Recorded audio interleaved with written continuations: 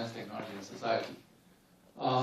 Thank you very much for you to today bring us, seems to me, a rosy picture of the entire world about the kind of a declining of the nuclear power industry or something. Yeah. However, I think I'm concerned more with the situation in East Asia. So, and also in your title about the significance in the East Asia, China and Taiwan. So specifically, I have some questions concerning your presentation.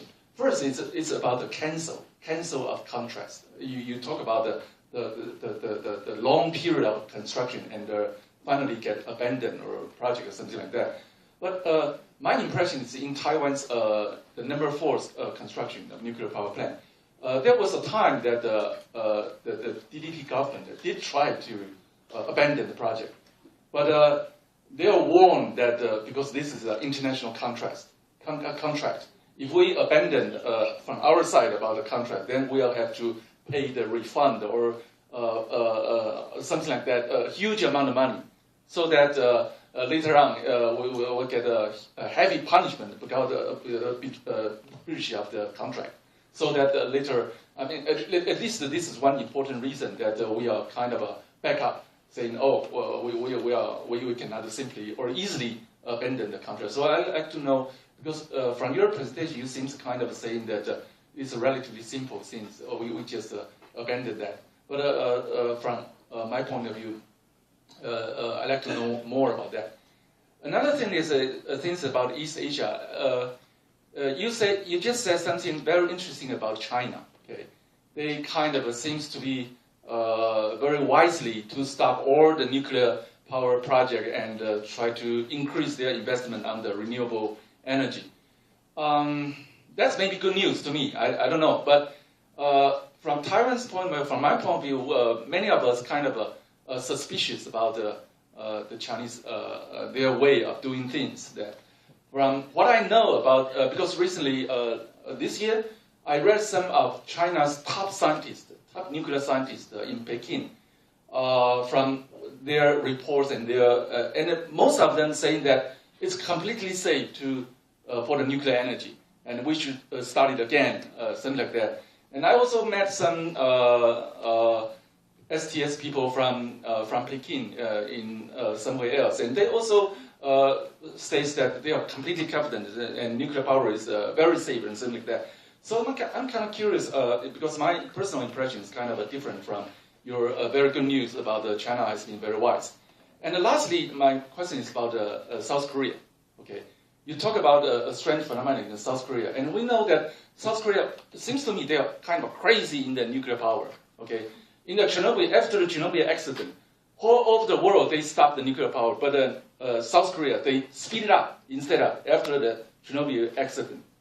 They instead speed up their nuclear industry, and nowadays they celebrate that they can export their nuclear power plant to Arabian world.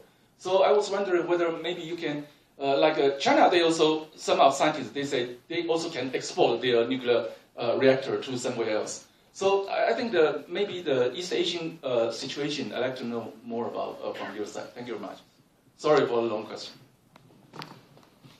Well, on the first question, first of all, you say, you use the term rosy picture. I'm certainly not painting a rosy picture because the rosy picture, the term implies that I'm painting a picture which doesn't correspond to reality. You see, there's a lot of criticism which I always hear, on analysis I'm doing. There's one which I don't accept. These figures are empirical. There is no modeling in there. It's exclusively empirical data. Everything else, we can talk about crystal ball analysis, right, into the future. What might this country do or what might that country do? Up to this point, this is all empirical. Having said this, so it's not about, I'm putting on China's attitude a different interpretation. It's fact. They spent 5 times more already in 2010. on renewables than they spent on nuclear. It's fact. It's not something, it's not my opinion. Now, you might say, well, but for me it means something else, which is fine. I respect that.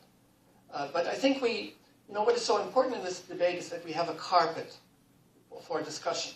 This is the idea of this report, is to provide a carpet that we can agree on. And then we can discuss what might happen in the future. When you say it's easy to, I don't say it's easy to abandon a project. I have explained before the reasons why it's so difficult to abandon projects. If you say Taiwan would have to pay huge penalties, are you trying to imply that Taiwanese negotiators are so bad that there's no force majeure or no clauses included into the contracts that allow Taiwan to get out of the contract? Usually any commercial contract has a force majeure clauses. So, and if it's a political decision to abandon, usually it's accepted as a force majeure clause, circumstance.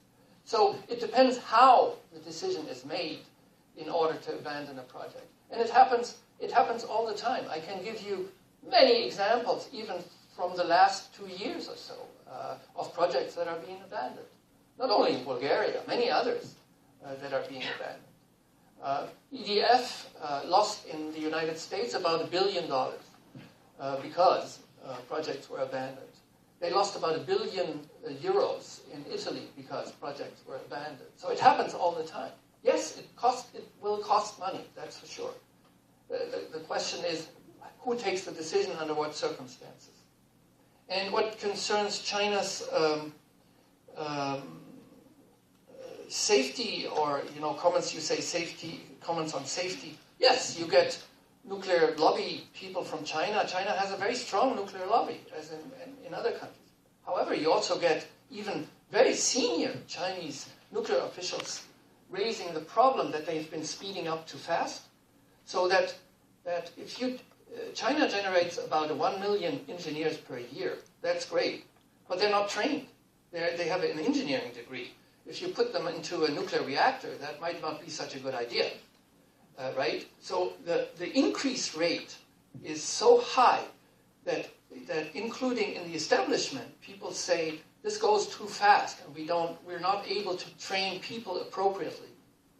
That's on one side, which already happened before Fukushima. The other side is, they developed a Generation 2 standardized model from technology shopping. 20 years technology shopping, then they made their own design. And of the 26 reactors, most of them are Chinese design. Abandon this means developing another design, which leaves a gap. And this abandoning means that inside the establishment, the discussions were so tough that the safety people that said, a lot of safety people said, Generation 2 is not good enough anymore. We just drop it, and we don't build these things anymore. And I think that, to me, means a real change, a very fundamental change. Because commercially speaking, it's the standardized model that they wanted to build in large series. Right? Sorry for the long answer. More questions?